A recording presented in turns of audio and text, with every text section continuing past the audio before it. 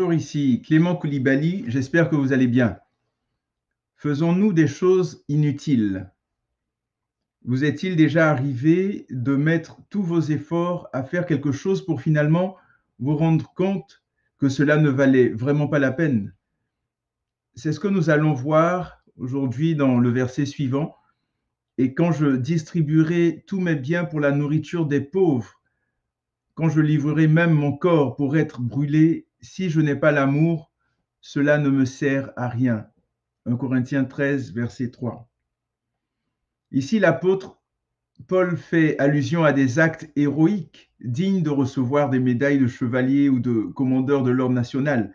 On parle ici d'actes sacrificiels, donner tous ses biens aux pauvres ou se livrer à la mort pour nos convictions.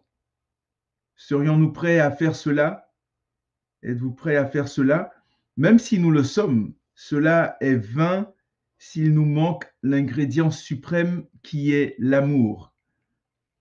Le sacrifice à la croix de notre Seigneur et Sauveur Jésus-Christ aurait été totalement vain s'il l'avait fait sans amour.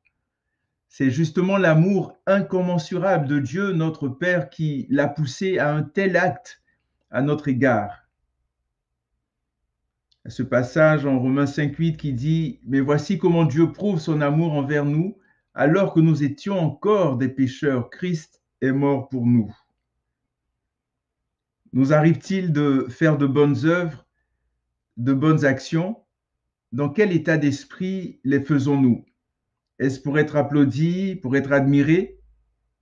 Est-ce pour que les gens parlent en bien de nous, mais qu'au fond de nos cœurs, nous agissons par intérêt? Est-ce pour combler un vide émotionnel que nous aurions? Est-ce pour obéir aux ordres d'une tierce personne sans que cela ne vienne véritablement de nous?